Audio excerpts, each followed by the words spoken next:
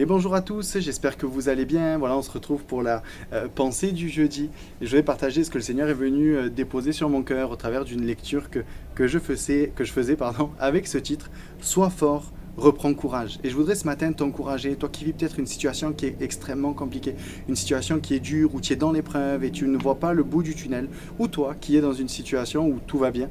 Mais on le sait, la vie n'est pas un long fleuve tranquille et demain peut-être tu seras confronté à une épreuve compliquée, mais que tu puisses sceller ces paroles de Dieu dans ton cœur et qu'au moment où la tempête vient, te rappeler de ces choses-là. Et le verset que je vais partager avec vous, c'est un verset que quand je suis tombé dessus, m'a vachement interpellé, je dirais pas choqué, mais qui m'a interpellé. Mais parce que nous, on a une vision globale de l'histoire. Et on sait que dans cette histoire-là que je vais vous citer, on connaît comment Dieu a délivré, on sait comment Dieu a agi, comment Dieu est intervenu. Mais j'aime me mettre dans le contexte des personnes qui vivaient cela pour se dire, mais qu'est-ce que moi, j'aurais répondu à leur place. Le contexte, on le connaît, c'est le peuple de Dieu qui est esclave en Égypte et voilà, qui sont donc, comme je dis, esclaves, opprimés depuis des années. Ils ne voient aucune perspective de délivrance à l'horizon. Ça fait des années qu'ils crient à Dieu, ça fait des années qu'ils pleurent et rien ne bouge, rien ne change, rien n'y fait. Mais pourtant, Dieu, lui, en parallèle, est en train de préparer la délivrance avec Moïse. Mais ça, le peuple ne le sait pas. Et alors que Dieu s'entretient avec Moïse, il lui dit, va annoncer au peuple que la délivrance est là, que la délivrance est proche. Et on se retrouve sur ce passage donc de Exode 6, 9. Moïse répéta ces paroles aux Israélites, mais ils ne l'écoutèrent pas parce qu'ils étaient démoralisés à cause de leur dur esclavage. La définition de démoraliser, c'est de démoraliser, c'est détruit moralement, détruit de l'intérieur. Ils étaient détruits.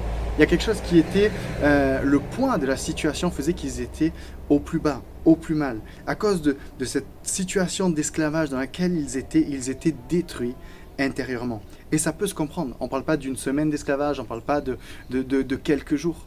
Mais on parle là d'années. Et malgré les cris, malgré les pleurs, malgré tout ça, rien ne bouge, rien n'y fait. Et donc quand Moïse vient le voir, ils ne l'écoutèrent pas, ils ne le crurent pas.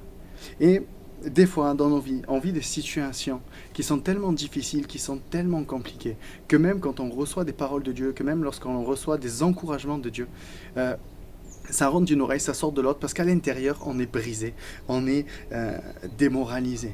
Et je t'encourage vraiment au travers de cette vidéo, toi qui peut-être vis une situation qui est extrêmement compliquée, d'essayer de regarder ton problème, non pas avec tes yeux à toi, mais avec les yeux de Dieu.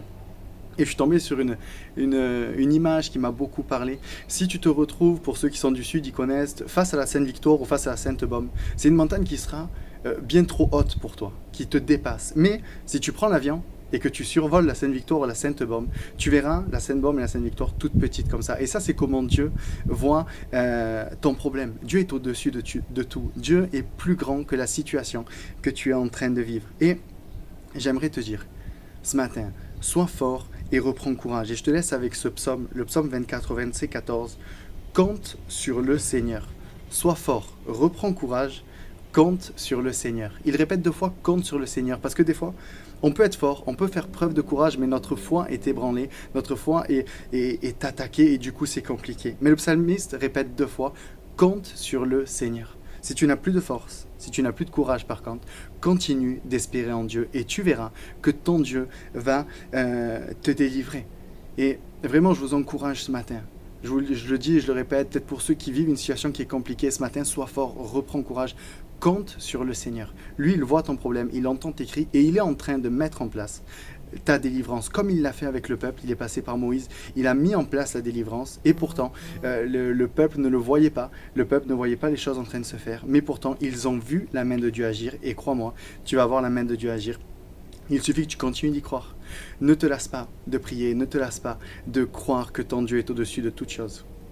Voilà, je vous fais de gros bisous, j'espère que cette pensée va vous encourager et on compte sur le Seigneur. Je recite ce verset, compte sur le Seigneur, sois fort, reprends courage, compte sur le Seigneur. Je crois que toute personne peut nous abandonner, des fois on se dit punaise mais je peux compter sur personne, parce que personne n'est là pour moi, des fois dans la situation dans laquelle on est. Mais crois-moi que sur Dieu tu peux toujours compter parce que lui il l'a promis, il t'abandonnera jamais. Voilà, des gros bisous, soyez bénis, bonnes vacances pour ceux qui sont en vacances et à très vite.